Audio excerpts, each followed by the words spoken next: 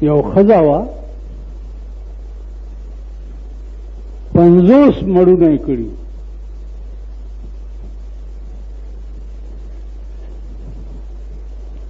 نو دې ښځو ورته وویل چې خدای دې بې خو باسه 50 مړونه دي. ښځه ورته وایي خورې څه وکړمه؟ هر یو چې وکړم جوړ مې ورسره را نه شي. بس پرېږدم بیا بل وکړم، هغه سره مې جوړ را نه شي، پرېږدم بیا بل وکړم. په دې ملک باندې په دې 50 کاله کې هیڅ نظام داسې نه دی راغلی چې د دې قوم ورسره جوړ راشي.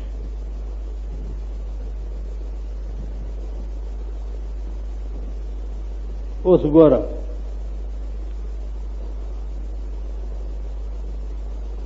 یو حرکت به در پسې داسې راوځي چې هره ورځ به دې په زړه د درد ټیک کېږي. هره ورځ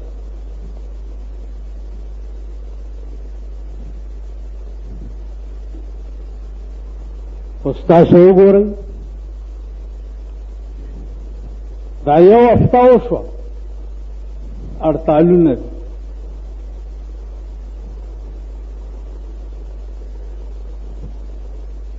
څه چل دی؟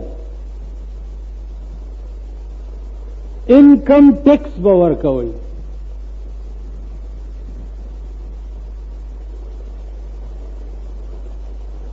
چې د چا دومره آمدني دومره به ورکوئ، چې د چا دومره آمدني دومره به ورکوئ، چې د چا دومره آمدني دومره به.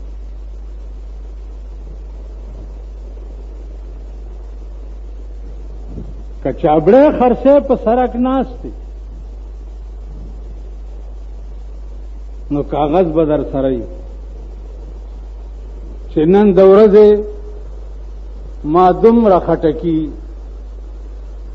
یا اندوانې یا دومره فروټ خرڅ کړه او دومره پاتې دي او دومره مې پکې ګټه ورکړه. نو دوی به راشي، دوی به وایي چې دومره اوسته پکې ټیکس ورکړه.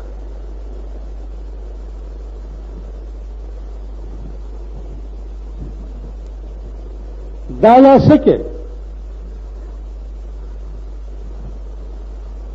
چې ستاسو دا کورونه دي چې دا پکې اوسېږئ،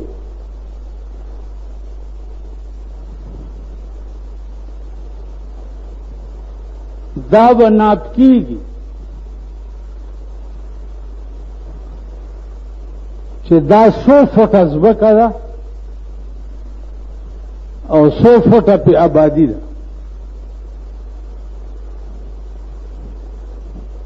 نو څومره ځمکه چې ناپ شوه نو په یو فټ پسې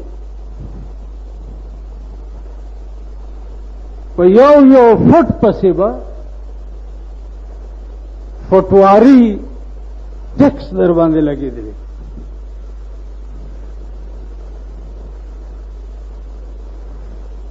یو فټ پسې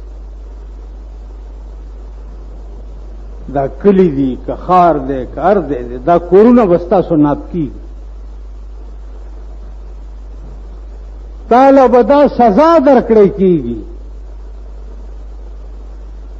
چې تا ته چا ویلي چې ته په دې ځمکه پیدا کېږه،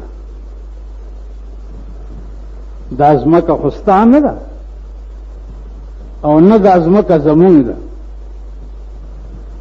ځمکه زمونږ نه ده، ستا نه ده. دوی به وایي دا ځمکه د خدای نه ده، دا ځمکه زمونږ ده. نو ته چې پې اوسېږي ته به ټیکس ورکړې.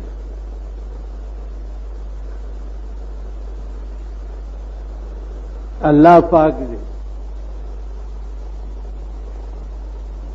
دا واسطه پیخه مکه ګرمي ده په دې کې چې دې میټر کې د بجلی بل در پسې زیات راشي، نو بیا د خدای پاک د دفترو سره واسطه مه پېښوه.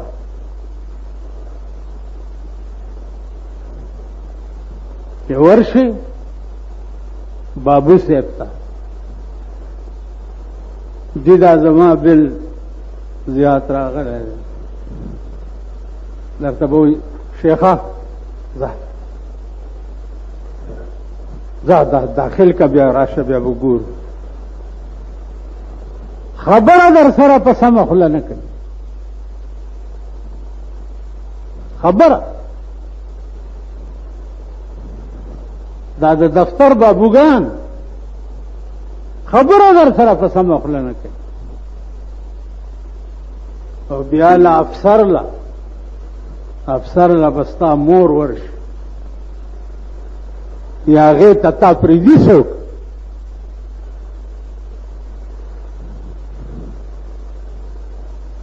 نو عزیزانو چې ورځ تېرېږي د الله د قهر ارادې مضبوطېږي درته.